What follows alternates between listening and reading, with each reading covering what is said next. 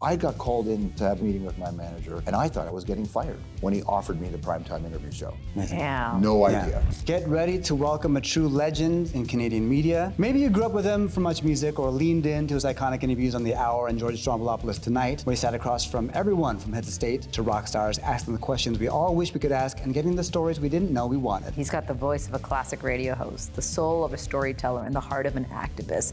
Whether he's spinning records on Apple Music hits, championing humanitarian causes, or crashing your favorite concert, George always shows up with passion, purpose, and just the right amount of rock and roll. He's calling me at 4 in the morning. Hello, Strombo. Yeah, of course. Did you get my package? Did you call the guy? So my manager calls me later and says, I gave Tom your number. And I said to Tom, can't call him, it's 4 o'clock in the morning. Tom looked at me and said, I'm Tom Cruise.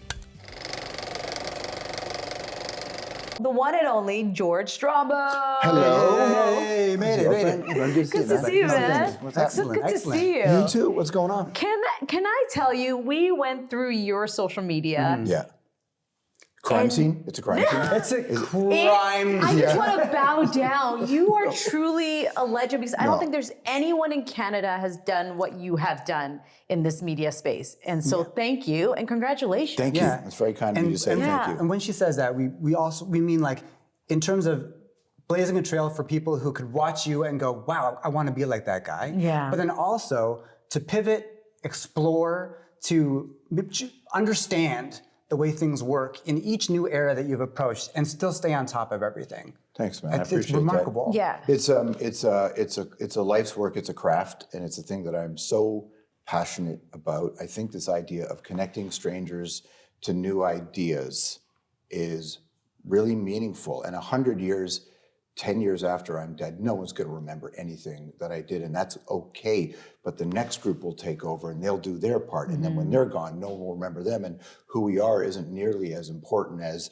the kind of the conversations we moved forward. And I've been thinking about that for a long time. And I think it's because I grew up in an era where broadcasters were mega. Yeah. Broadcasters, sports writers were mega. They were great writers. So there's a bar that is so high when I was on the come up that you just had to throw yourself all the way in to even begin to get close to that bar. Right. Yeah. So what do you think of the industry now? So I think it's super interesting. I'm grateful in a way that I got to be a part of it and build it in my own little way with the team that I worked with, amazing people. And then I think it completely blew itself up. And now we're rebuilding it again. And I don't think any of us will be around when it settles into what it is. We have every era, every generation has the bias. There's like their existence bias, where we think what we're doing is the story. We're not. We're just this tiny little part of it. And so I have no idea what it's going to look like in 60 years, but that's when this is going to settle. Right. That long, you think? Oh yeah. You think so? Oh yeah. I think so. Yeah. It's a gray zone right now. I can't figure out Do you what's the see industry echoes right now. of the way things were before, maybe when you were younger watching media? Almost none. None. Almost Zero. none. Yeah, it's what I find interesting is that kids are growing up now, like really young kids are growing up now where everybody in their home disrespects the media. And there used to be somebody in the house that liked it. No one does anymore. Old-timers have shifted to the right or to the left. They don't trust mainstream media. What they usually mean is corporate media when they say mainstream media. Yeah. You have all of these attacks against what is journalism. And I think you can't take one little part of it without taking all of it. I think there's no music journalism anymore. It's almost all just serving a label or something like that. It's all promo. So there's nothing that I see today that reminds me of the stuff that I watched, except every now and then you will come across somebody writes something on Substack and you just read it and just think, that is some next level shit. Right. So there are little, but I don't see any of it in media. I see it being done by individuals. We're also in the first era of a completely decentralized media. So there's no institutional burden. You don't have to meet a standard to reach an audience. You can just shake it physically or metaphorically and reach an audience. For good or ill. For good or ill. Yeah. And and I almost don't even pass judgment on that part of it because I think that freedom to me is choosing your own death. And that means intellectually and emotionally as well as physically. So, and I'm really big on that kind of freedom. Yeah. So I think we're just really, really early in this stage. And I also fall victim to it sometimes where I look at it and think, oh my God, is this? But I have to remind myself, this is just my bias of my lifetime. That there are people that lived, like most people today have not heard of a guy called Dave Allen. But Dave Allen is one of the most important broadcasters, Irish guy who used to have a show that would air late nights in Canada. A guy like Dave Allen influenced me and a few of my friends in media in a way that we can't even articulate how important Dave Allen is. But the generation and a half later, most people don't know who he is. Changed our lives. So I think we're just really early in this, and I don't see anything in a kind of centralized media. Now, YouTube is an exciting place, and I see a lot of really cool stuff in that. But those are, again, individuals. Yeah. I don't see a centralized push, and maybe we never will again. Yeah. So you talked about passion, and I feel everything you do is driven by passion. Yeah. So how are you navigating now? In life? With your career, because you are just moving from one space to another, and you're finding it. Same way. But to me, everything I do that seems different isn't really different. It's all the same thing. I'm a really big believer in the story of us and what moves us forward. And we, as they say, we contain multitudes. So there's lots of ways we make ourselves us, and collectively and individually. So I think that's really neat. And so to me, doing sports and music on Apple. I was on the first internet radio station in Canada in the mid-90s before I'd ever worked at Much Music and before I worked at The Edge. So very few people knew who I was, but I was doing digital radio 1996, 95. Yeah. I didn't know that. I did the first show about the internet, one of the first about the internet in the entire country. And this is 1994 and a half, 95. Crazy. So to me, it's always been the same thing, which is how we work together and what responsibilities do we have to other people. So to me, sports and music and politics and activism, which is really more, I do some activism, but mostly it's advocacy. There are real activists on the ground doing the work. And I think it's all part of the same thing. So as far as media goes, yeah, there are people who have talked to me and said, your career, I got interviewed by a radio guy that we know once, who said to me, your career makes no sense. And I said, true. And that's awesome. Nice. I think that's what I want. I want it to make no sense as a career because this isn't really about that for me. This is just me trying to make my punk rock song, and it has lots of different instruments and sounds and sonics, you know. That's such But cool insight. you must be thinking, like you too, like the next thing. What's the next thing? Or like, what is your next goal? Is there another goal? There is, yeah. Well, it's always the evolution of this. Yeah. I have lots of things I do that aren't this, right? I have lots of media. Not media. I have lots of like other companies that deal with food and agriculture and supplements and. You're into supplements? Well, I have one particular thing that's coming, and so I have lots of other things that I do that keep me interested. Sports, I have a new sports property coming in, things that I really like. But I'm always thinking about what is the next way I can connect with somebody and just keep this ride rolling because I'm enjoying it so far. We want to get into the stories. You were talking about the stories of us. We've got a lot of stories of you that we want to get into. Oh my God. When you've been around as long as I have, that could be a nightmare. There's so many stories. So we always start with the first, I would say the oldest post on social that we can find. Right. And this one, I mean, it could be you. It might not even be you, depending on, because it looks so. This is 2006. Wow. And this is on your Facebook. So I think somebody else posted that and tagged me, and I might have shared it. So this is season 1 of the talk show. Okay. So when I had just left Much Music and gone to CBC, our very first season of the talk show was in a studio. I think it was called 40. It was right across it was basically right by the newsroom at CBC. Yeah. And we had no idea what we wanted the show to be. We just thought we would try it out. It was a live show at 8 o'clock. It was news. So we were going to work every morning with a blank whiteboard, and they'd have a story pitch meeting, and the producers would pitch stories, and we'd say, let's do that. But we were just building the show. There might have only been 8 or 12 of us working on it. Brand new show. CBC had not done a show like this before. Yeah. I was hesitant to go to the network in the first place. It was Newsworld, right? So that picture is from me wearing my jeans, my studded belt that I was given when I worked at Much Music from a woman that I dated at Much. I used to always wear her studded belt. You know her. But she used to have a studded belt, so I used to wear her studded belt when I was her fella, and I would wear it on Much Music, and then I wore it on CBC, and she finally gave me one. Same rings that I was wearing back then. Yeah. You were so, there was such an image when people would think of you from Much Music. Yeah.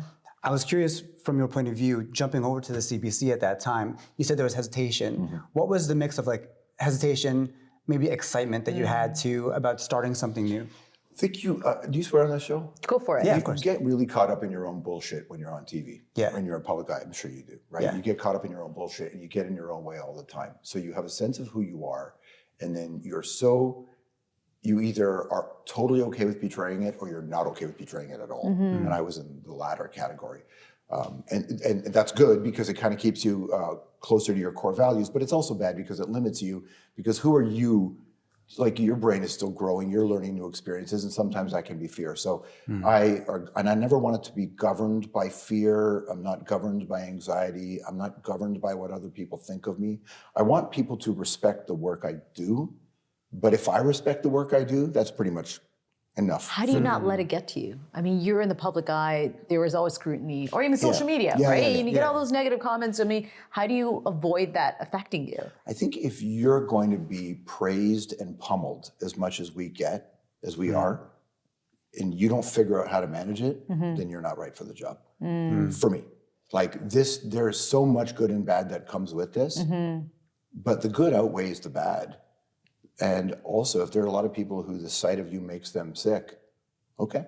Right. That's I don't need to change their mind. Yeah. And sometimes they challenge your opinions, and that's good too. So I was very hesitant to go to CBC because I had a conceived notion of what they were, which is very conservative, weren't going to let me be me. I was coming out of Much. I was really, really, really cognizant of not selling out, all that dumb shit that happens in your brain. But to their credit, like I turned them down many, many times before I finally took the job. I turned them down on 2 other shows before they offered me this time slot. And when they offered me this time slot, it wasn't a show. It was just a time slot. Yeah. Right. So we were building it as we went. And oh my God, what an idiot I would have been if I ultimately didn't take the show. Yeah. Right. But my first instinct is to say no to everything. You saw how long it took to get me here. Like, my first instinct is to say no to everything in the business. Yes to everything in life, no to everything. Why is that? Is that a protective No, I just can't reasons? be bothered. Life's so short. like I'm one of those I'd guys. rather be riding. Yeah, exactly. Right. Exactly. On your I bike. wake up every morning. Like, to me, freedom, the real win in my career can be when I delete my calendar app. That to me is the sign of a win. yeah. I'm so good at being disciplined and being there, and I pack my schedule. So I'm the opposite of what most people do, in that I do everything, which is sort of against what I want to do. Right. Like, I'm like, let's do more, let's add it on. But I'm doing it all so that maybe one day I don't have to do anything. Yeah. Yeah, so that's kind of my hope. I just want to get on a motorcycle, ride around the world, take some videos, meet some people, see some cool bands, and like eat good food. Yeah. That is like my dream life. And when will that happen? God, what if one of these companies works? Supplements. I like Next year, I'm on a motorcycle. I can't come back. If anybody's watching this rides, do either of you ride? I'm I'm not allowed. Yeah. I did, and did? I'm not allowed. You're not allowed to? No, because I speed. Oh yeah. So it's not safe. What did when- you ride? What did you ride? I don't even know. Really? Yeah, And I you're did it too like fast? 10, 15 years ago, Oh, wow. and my husband said no. Well, And, you got left. that was the end of that career. Doctor's orders. If you're a rider and Yeah.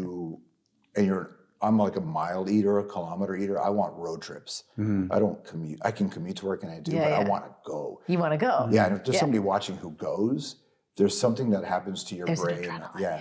I have no religion in my life. I don't have kids. I don't have a wife. I don't have a pet. So when you get on the bike, everything goes away after day 2, and then you're just out there. That is the thing. That is the secret to life for me. So then the thing Where- that drags you back then is the needing to do the work. Yeah. And I guess the discipline of Yeah, getting the work done. well, you just nailed it. So my secret to my life is I'm disciplined. That is the secret to my life. I have no motivation. I have very few ambitions. It's actually discipline. It's like I have ambition on a project, but not a bigger ambition. Right. And I never did. And my high school teachers knew that about me. Yeah. People I worked with knew that I was driven, but not ambitious. And I just think I have an old toxic Gen X work ethic, which is grown-ups go to work. And I'm a grown-up, and so I go to work. Yeah. And I've been working since I was 11. And I've been working a lot since I was 11. Either it's delivering newspapers, or I think it was 13 or 14. I just turned 14. I started making subs by the airport in Malton. And I haven't stopped since then. So I just grown-ups go to work. That's what we do. I think that we learned that from our parents, right? totally. Same. I started working at 13 and haven't stopped, right? No, like, you don't and stop. how do you stop? And that's the conversation, I right? wish I Of could. when Yeah, I we meet can enjoy people ourselves. who don't need anything and they just like live in Yeah. the dream. And I'm like, what? How I do you do know. that? I don't know how to do it yet. Yeah. That's the journey. That's one of the things that is, in this, what we get to do, we get to travel around, we get to meet a lot of people from different walks of life. And whenever I meet someone that's like that, like for me, it's me and someone on the beach and they just roll up with their board. Yeah. And I'm like, it's Wednesday afternoon. Yeah. And they're going, yeah, man, this is just what I do. Yeah. And that's my thing. It's always like, how? Yeah. But how do you even turn it in your brain to go, this is fine. What do you do before enlightenment? Chop wood, carry water. What do you do after enlightenment? Chop wood, carry water. Yeah. I think the chop wood, carry water thing is where it's actually at. Yeah. Yeah, I really think it's where it's at. Every now and then when I feel like trolling Christians online, I mention the fact that Jesus was actually a Buddhist. I believe it. And, so I actually think that's how you do it. I think you have to do a lot of work on the outside and then a lot of work on the inside to get there. Right. When I do look at your work, I see a lot of ambition, though. It looks like it. Yeah. It's not ambition, There's it's something, just drive. Yeah. It's just drive, yeah. I'm not that married to the result. Obviously, You're I not want married things to the be result. good. Not in the big picture. Like I want it to be good. I have a high expectation, but my high expectation is only driven by if you're going to do it right. Yeah. And if you're going to do it right, do it better than everything that has come before, which you can't always do. But Right? it's funny that because even you saying that out loud now in 2025, that's how I grew up. But it sounds like an old school mentality because everything now is so quick. And we'll probably get into this conversation about social media, but it's like start, result. Yeah. And what's the result? We need a bigger result. Yeah. What's the result? We need a bigger result. Like that's the way we're fed in this day and age. So. But I grew up reading poetry, watching movies made by independent filmmakers, listening to artists that didn't want to opt in. So this era, I'm not sure how old you are, but this era is all about opting into the system. Yeah. They say they're not, but they are. That's what all the supreme collabos, of which I have a bunch too. Everything is a collabo with this brand and that brand, and we're all told, oh, this is dope. But when I was raised, so my early days from 5 to let's say 17, opting out was the only choice. Yeah. Opting into me is fucking lame. And so I have opted into my career. I've worked in mainstream media. Yeah. But in my brain, I wasn't raised on valuing that. So I want results. The only reason I'm driven to get results is so that I can keep doing it again and more independently. So to me, I'm on a journey to be fully independent. That's the dream in this career, right? Yeah. And it takes a long time, especially if you have certain standards and you want a certain kind of thing. But I'm schooled by people, the people I read when I was a kid. I used to go to garage sales in Rexdale and you'd buy I bought Naked Lunch from William Burroughs. You read that when you're 13, your brain's fried. Yeah. Fried. And back then, I didn't watch kids shows except for one when I was really little, like 4. But other than that, there were no kids shows in my house. There was no kids music in my house. There was no kids stuff in my house. You listen to good music. You read the newspaper. Right. So, and I would read books. So I'm schooled on a different kind of learning, and I think that's really. And I look back now as I unpack all my bullshit. I just go, well, that's why I'm like that. That's why I do that. That's why I do that. And it's because stuff I read and listened to when I was a kid. I'm very influenced by artists. Yeah. Artists. Yeah, art is really important. You've really reflected on your life then. You're saying you look at certain things and you know where that came from. That's pretty impressive. People don't take the time to do that. Oh, I mean, listen, if you don't, you cause a lot of carnage. Yeah. I think especially grown men, especially men in our line of work, you have to really, there's enough, I'm sure you do too, right? There are enough people around you at certain stages that are more than happy to push the wheel so the momentum goes and you lose touch with the thing that matters the most. So I never won. I never will let that happen to me. Never. So you have to reflect. Also, when you interview, I interviewed 10,000 people in my life, right? Yeah. And so when you interview enough people and you listen, you're going to learn about life. You should. So I've learned a lot being in the heads of strangers for so long. Was that part of it too? Like one of the reasons to do it, to get into the people's heads of people that you looked at or maybe admired or were curious about and went, what can I learn? Dude, listen, maybe now, but getting into it, man, I just wanted to play records on the radio. Sure. I didn't even know you could do it for a living. Yeah. This wasn't my plan. I wanted to be an architect or a graphic designer. I got kicked out of art class and I failed math and I failed science, right? And then convinced the teacher to give me a passing grade in math. Yeah. And that was it. And I dropped all the courses. So all the things I thought I could do for a living, I couldn't do. Didn't have any of the education for it. So the only way I could graduate in Ontario was to take the only other available arts credit. There was only one, and it was drama, which was the last thing I wanted to take. And all of a sudden I got into this performing bullshit. That was not the plan. That was not the extent of my artistic dreams were, because I had made VHS claymation films, was I thought I was going to be a rogue independent filmmaker living in a shitty East Village apartment in New York City, making crazy stuff with hardcore bands. Like that's what I thought when I was 16. But I didn't know how to do that. And then I was working at a movie theater, which I love of movies. To me, music and film are the core. Yeah. And then somehow I just ended up in this, but it was not the plan. And when I was working in radio and I got offered an interview show in radio, that wasn't the plan. I was surprised. I got called in to have a breakfast meeting with my manager, my boss, and I thought I was getting fired because I had been ripping some bands on the radio the night before. So I actually thought I was getting fired when he offered me the primetime interview show. Damn. No idea. And then when Much Music offered me the job, my first meeting with Denise Donlin, she said, "Why do you want this job?" And I said, "I don't. Why? I don't want it." And she wrote about it in her book, and she laughed because nobody had told her that they didn't want the job. Like, you called me, I didn't call you. Yeah. So when CBC, so like I've always said no. Because it's not been the plan. Because I take it so seriously. I think this is so pure, the human connection, that I've never really, it was never a goal to commodify it. Now, obviously, it's my career, so I do it. But it was never really the plan. And getting wrapped up in the heads of strangers just became a thing. And somewhere along the line, it occurred to me that maybe I'm a bit, because I'm an open soul, open heart, I don't really believe in a soul. I'm an open heart. I feel like I'm a bit of an emotional archaeologist. So I'm gonna try to help dig up the bones with the person I'm sitting across from. And I'm gonna let the person watching sit there and go, okay, what about these bones can I learn from, right? That's sort of the extent of how I will, of the poetry that'll apply to this, you know? And it's an art. Is there anyone particular that really did teach you when you did an interview with them? For interviews, Tanya Nachev, my colleague, taught me a lot about interviewing early days and still does. But I learned a lot, aside from her, I learned a lot from every producer I worked with. You pick up things you learn for sure. So I am the sum of the parts of amazing people. But I'm a curious person and I read a lot of books. I think reading made me the interviewer I am. And of course, then all the training and working with great producers. But reading teaches for me, taught my brain the value of imagination. And then imagination gives you confidence. And then confidence lets you really put it out there in an interview. Well, now ChatGPT's round. I don't know how many kids actually read. Well, Okay, let's pick one. All right, well, okay, what are we doing? Whichever you want to pick, and you tell us the story behind it. Let's go here. All right. Let's do it. This is a post. this is the post. What's that one? This is Tom Cruise. Oh, Tom Cruise. So when we launched the show, it was really hard to get big Canadian stars on our show. It was really hard to get big Canadian. This is my favorite season of the show, I think. One of my favorites. The red chair. And I still have those chairs. Do you really? I do, yeah. Nice. And there were a couple of big name Canadians we wanted who we couldn't get. Really? Yeah. And then Tom did the show, and then Tom told them to do it. Oh, So this is where, I won't bore you with the whole story, but this is the day I am convinced that the way this interview went is one of the reasons I'm still alive.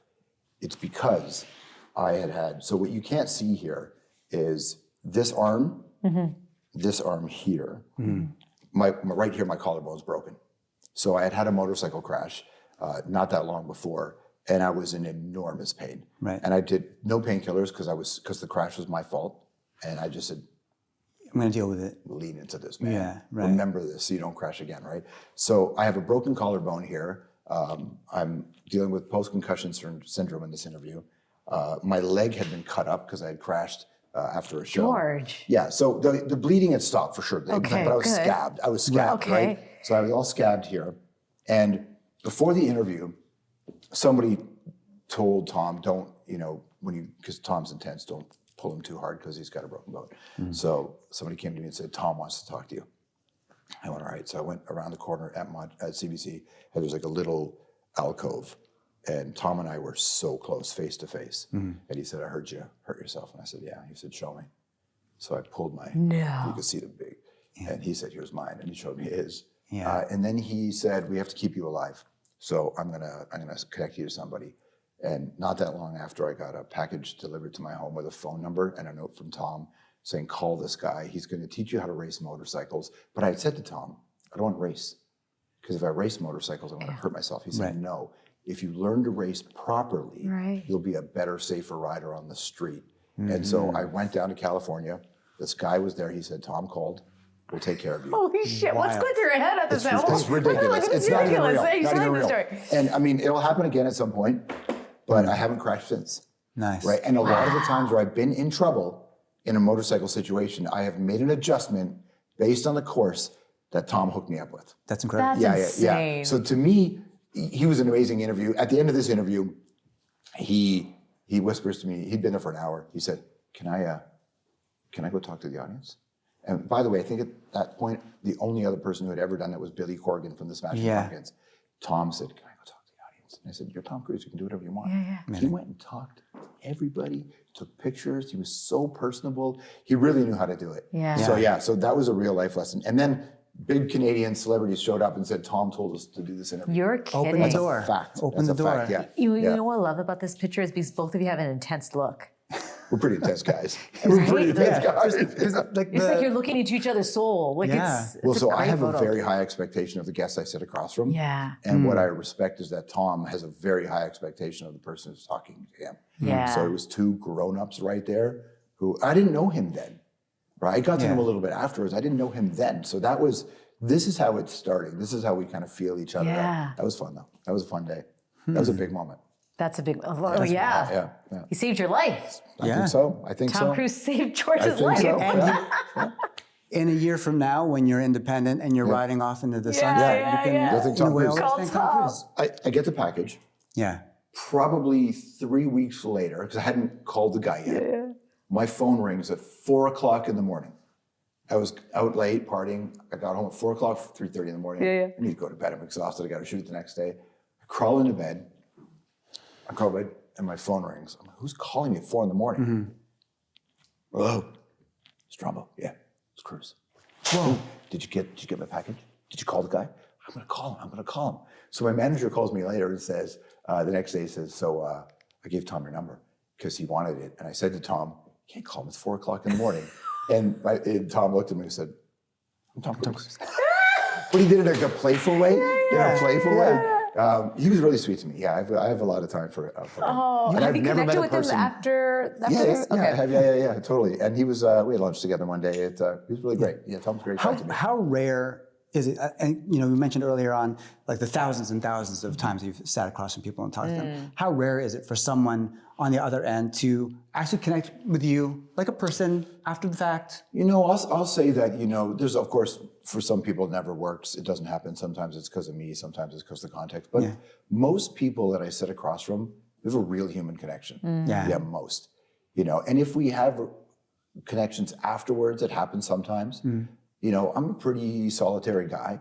So I'm only really working or not. And when I'm not really out. I'm not like a big party guy anymore. So, but I've had lots of meaningful, connections with some of the people over the years for sure. Yeah. You don't party anymore? I don't believe it, George. I still go to shows all the time, but I don't like stay out till 4 o'clock in the morning. Not anymore. Random party. Nah, man. I have a rule called Five Guys. Okay. If I get to the room and there aren't 5 guys older than me, I'm in the wrong room. That's it. It's my 5 guys rule. But I'm at that age now where I have to adjust it to 3 guys. So I walk into a party, I'm like, oh shit, like I'm in the top 3 oldest guys here. I gotta leave this room. You're gonna have only local pubs pretty soon. Yeah, pretty much. I know. Yeah. But that's why music's the only exception. Yeah. Right, so music, that's for parties. For music, I still go see live music all the time. Yeah. All right. What's that? Oh, okay. All right, interesting. Look at that. Yeah. This is before I worked at Hockey Night Canada, I think. There was some kind of kickoff. I don't think it was post-lock. I don't remember what it was. Okay. But there was some kickoff, and they wanted me, CBC, to go to Montreal. I knew at this point that the guys in the NHL wanted me to be more involved with hockey, but that was never going to be part of the future in my mind. And I'm such a diehard Montreal Canadiens Yeah, fan. you are still. Still, yeah, for sure. Yeah, it's a problem. It's a problem, for sure. And so that was the show. This was in Montreal, I believe. I think it was. It's got interesting architecture, so it looks like Montreal. Could be, yeah. Yeah, it could be Montreal. I can't remember. But So that what, was old school. you know, given again the idea of like, I want to say no to anything works, Yeah. so I can say yes to life. What made you say yes to that? Anytime I could get close to the Habs, I would do it. That's life. It's life. Yeah. I love. There's a couple sports that I really, really like, and I have a lot of memories of watching hockey with my grandfather, the guy I'm named after, and my uncle. So my grandfather was a Leafs fan, my uncle was a Bruins fan. So, and my family kind of cheered against each other rather than together. So I have a lot of memories watching games with people I love who aren't alive anymore.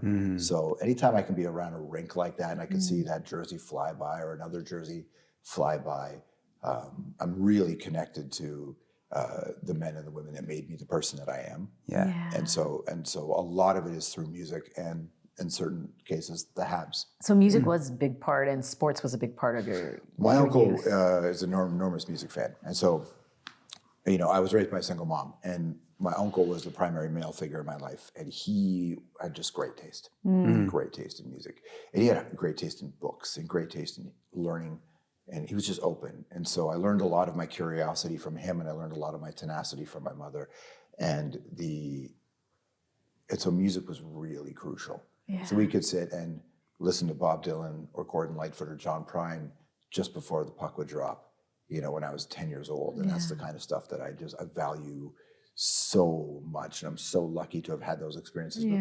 Because there's a lot of like crazy people and weird people out there. And I was just lucky that there's some really great men in my life. And I didn't have to have a dad to have, like my grandfather was a great man. And the man my mother ended up marrying, a guy called Lon, great man. My aunt married a guy called Paul, great man. So there were really great men in my neighborhood and in my life that really helped keep me pushing in the right direction, which I mean, and music's a big part of how we all connected.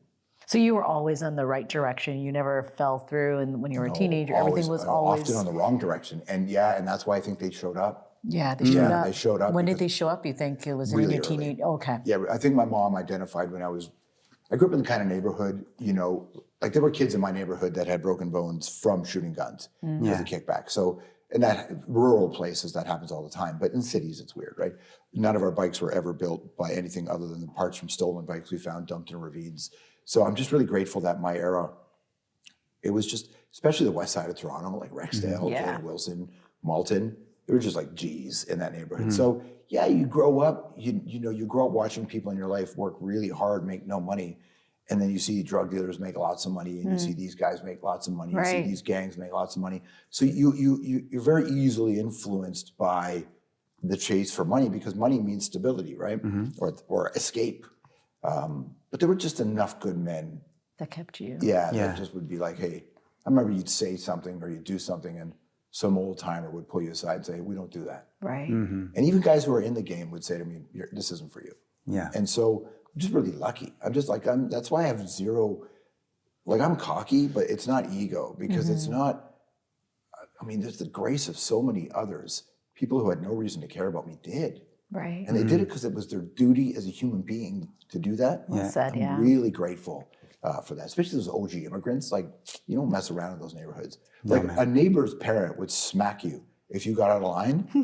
And my mother would be mad at me, not them. So this idea of don't put your hand on my kid, everybody in the neighborhood knew if George acted up, don't spare the rod. And I'm grateful for that because I couldn't just leave the house and then while out. I left the house. If I messed up on my way to school, someone was going to give me a whooping, and I deserved it. Right. And I deserved it. So I'm very aware. The way we were brought up, right? I just had to be home by 6 o'clock for dinner or get my ass kicked. Or it's like it was a whole different era. My mother told me, if you end up in jail tonight, don't call me because you probably did it and you should sleep it off. And she's right. She was right. Some kids are innocent in the police, or I get all that. She knew that I wouldn't be. And she just Did you cause that much trouble though? I guess so. Enough that she would say it. But she knew you before. Obviously, she knew you and they knew you before you knew you. They knew every step you were going to make before you made it. I think she was just also really scared. Right. I think she was a single mom. I think she was 19 when she got knocked up with me. She was a baby, right? So when my dad left, my mom was like 25 years old and she had 2 kids and 3 jobs and a mortgage. Like we didn't even have a home at that. We lost the home, so we didn't have anywhere to live. So it was neighbors would let us sleep in a cabin where the roof was lifted off. So we didn't have anywhere to go. So the neighborhood rallied around us, and we weren't the only family they rallied around. So I think she was just scared. She told me years later, in one of those rare moments of mother-son, self-awareness, where she said, I didn't know what I was doing. I was just trying anything. I was just trying anything to keep you, going in the right direction.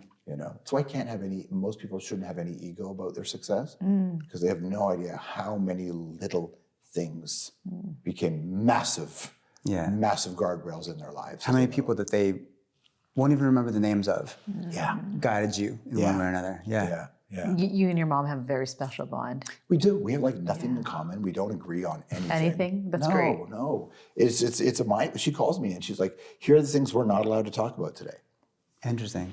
Really? Politically. Mostly Political. Yeah. My mom, very much political. And my mother is also very into God. Okay. Yeah. Very into God. Does she ever push that on you? She's never not. Yeah. She's never not. I've never had a chat with her in my life where it didn't come up. Yeah. But there's an old song that I first heard Mahalia Jackson do, and then I later heard Ben Harper do it, which is If I Could Hear My Mother Pray Again. So I think about that whenever it drives me crazy. I get people on Facebook or on Instagram going to talk to me about God, or I walk down the street and somebody wants to hand me something, and I want to look at them saying, get away from me. Right. I grew up around that. I don't want to hear anything. I don't want to hear a single thing from a religious person ever about religion, ever. Like ever. Yeah. This is one of those things where I look at people and go, you have no idea what I had to, what I deal with. But my mom's amazing. Yeah. And unlike most Christians, my mother actually lives the gospel. She actually works on behalf of strangers, getting people out of poverty. My mother actually puts her money where her mouth is, and her actions and her time. She retired to do this for no money. Wow. For decades. My mom lives it. So I can't really criticize my mom's faith because she actually lives it. But I usually get pummeled from people who do not live the values. Right. Of course. So that's where I don't want People to hear. don't do that. What are you talking about? I'm kidding. I walk down the street, somebody with a megaphone, and I'm tired, and I'm just and they're showing me a picture. I look at them and just going, get the way from me. Yeah. You have the right to be here, but I also have the right to not want to listen to you.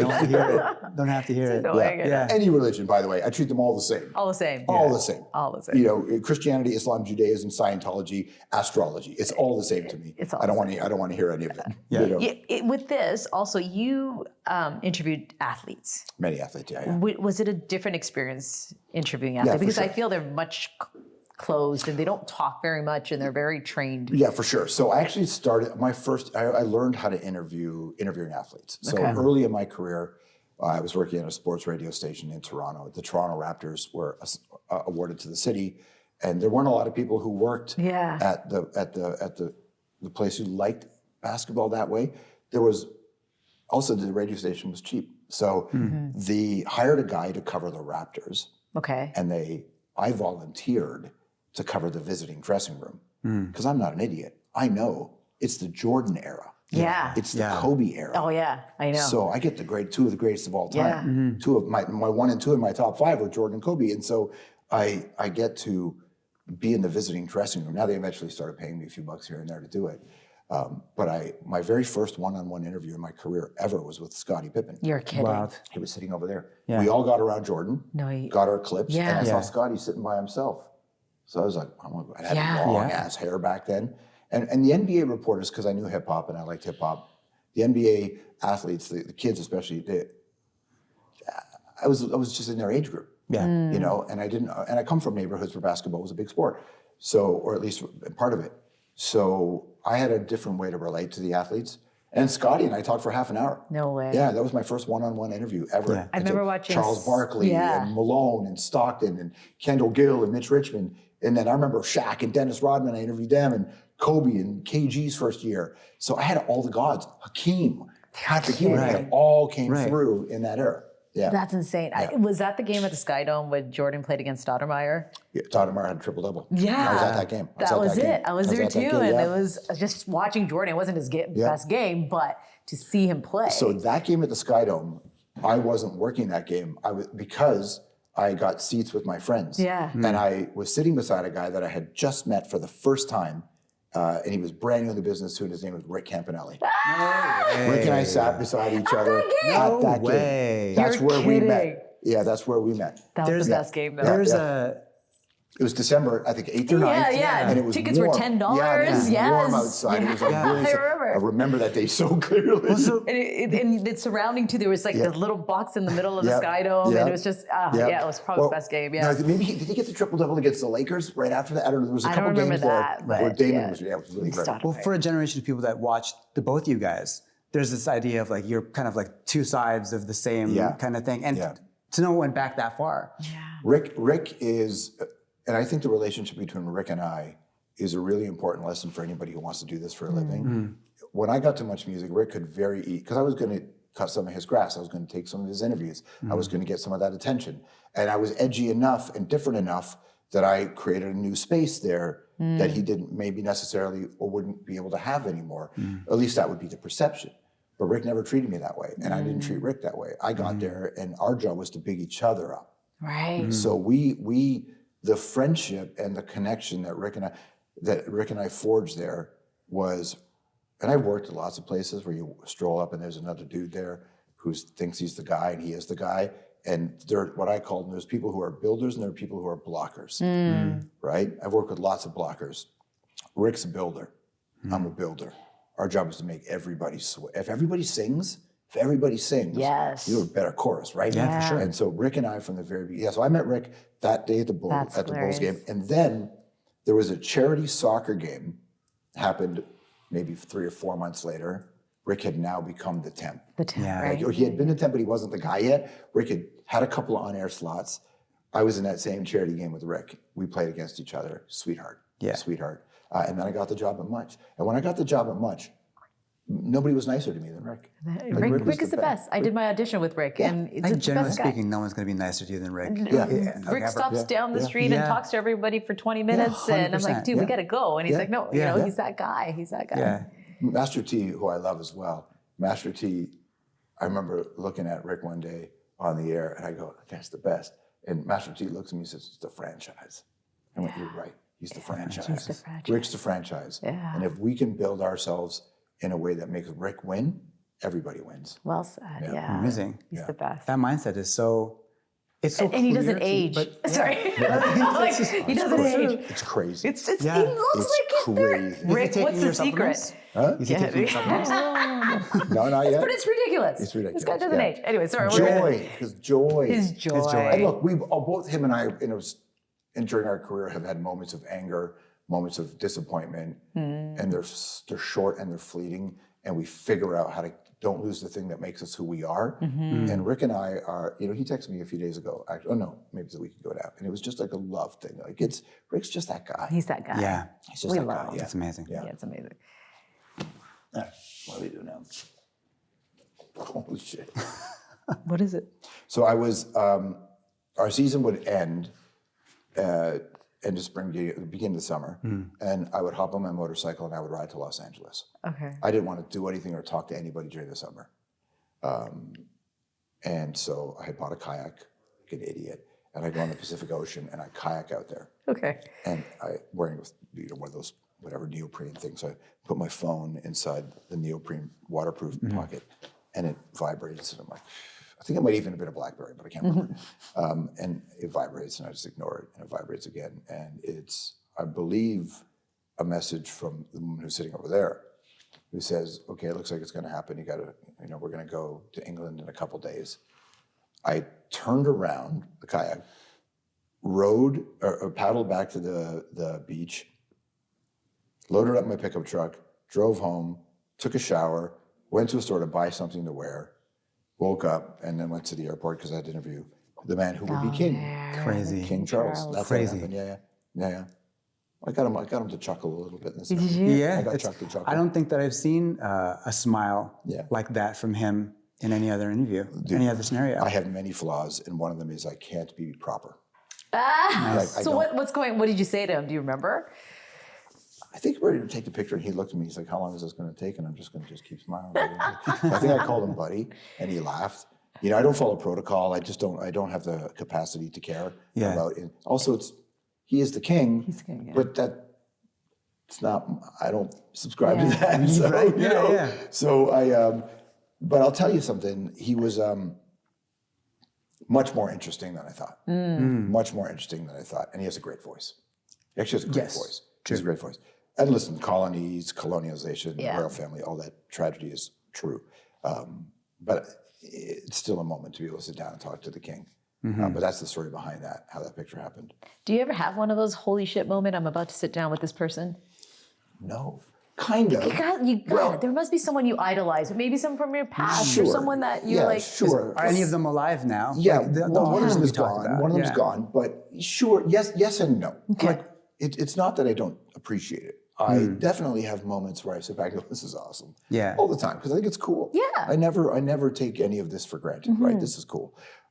And that kid who grew up in Rexdale, Malton, to be here in this house, that's a dope. That's his house. That's where he lived. Yeah. So it's pretty dope. And to be, with the Montreal Canadiens, and now I'm narrating a Habs doc series is dope. And to be with Tom Cruise, and honestly, Magnolia is one of my favorite movies of all time. And when I wanted to be a filmmaker, Magnolia was an inspiration for me. So I definitely, the most, like talking to Keith Richards is cool. Talking to Springsteen is cool. Talking to U2 is cool. But because metal and punk are the things that really drove me, when James Hetfield from Metallica came to my house, I had a moment where I drove all night I was at Standing Rock. Me and my friends were helping out at Standing Rock, where I was watching Jackson Browne and Bonnie Raitt were doing a fundraiser for the Standing Rock uprising. I got a message saying Hetfield said he'll come to the house. Wow. So my friend Will and I got in my truck and we drove from South Dakota nonstop to Toronto. Get home maybe 9:30, 10 o'clock in the morning from this crazy journey. And about half an hour later, black truck pulls up and James Hetfield from Metallica walks out. And I just looked at that and went, this is dope. Man. And when Joe Strummer from The Clash, when I was working at Much Music, he did an interview with me and he got out of the black car and he was wearing like a black jacket, a white t-shirt and black jeans. And Joe Strummer got out of the car and I froze for a second in my head and it went, it's Joe Strummer, it's The Clash, man. Yeah. This is like the Sex Pistols were the band that fed the fire inside me, and The Clash were the band that helped me hone it and find the right target. And so Joe was like, that's a proper one. You know, for me, that was a really, really big one. How about you? How about me? Yeah, was there like... You know what? Damn, as far as music goes, and I don't even know, whenever I picture it and imagine it, I don't know how I would be prepared for it. But Yassine Bey, formerly Mos Def, would be, that's to me is like an unbelievable thing. You met Yassine? I have. But that would be your but imagining that would be like, I would love to do it, but that's the only one where I think to myself, I don't know. I don't know if I could find my feet. In that one. I was Chuck D was like that too a little bit, and KRS One. Yeah. Because like I said, I'm born of the poets, right? And those guys were really, really, really cool. So I've had John Prine, Chuck D, James Hetfield, Grandmaster Flash, the Cult, Mixmaster Mike, the rest of the Beastie Boys, all come to the places I lived. That's kidding. Wild. At Ministry comes to my house. Like, this is the shit. Unbelievable. Yeah. I hope you have that moment with Yassine. Yeah. I would love it. Put it out there. Yes. We'll manifest it. So that was such a wicked interview with George, but we have so much more. So it's not just that, but we got a part 2 coming because George has so many stories. We couldn't limit it to what you just saw. So come on back for George Stroumboulopoulos part 2.